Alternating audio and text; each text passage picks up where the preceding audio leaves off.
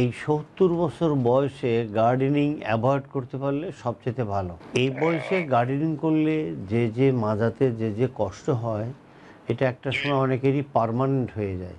দ্বিতীয়ত, আপনি থাকেন রাজশাহীতে, আমি বিশ্বাস করি রাজশাহীতে অনেক ভালো ভালো চিকিৎসক আছে, আপনি তাদের দেখাবেন। প্রতিদিন সকাল দুপুর রাত ৩ বারে আধা ঘন্টা উপর হয়ে শুয়ে থাকবেন।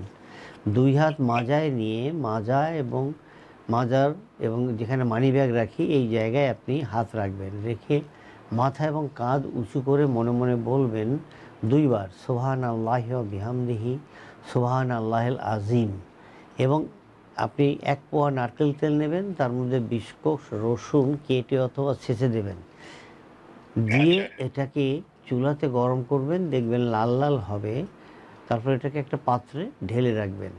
আপনি আচ্ছা। অবশ্যই আমাদের ইউটিউব চ্যানেল সাবস্ক্রাইব করবেন।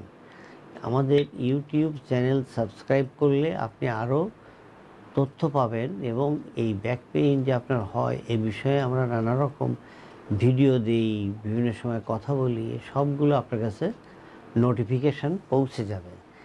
তবে মনে রাখবেন, আপনি গার্ডেনিং করার সময় বেশিক্ষণ সামনে বাঁকা হয়ে থাকবেন না। আপনি যখন গার্ডেনিং করেন তখন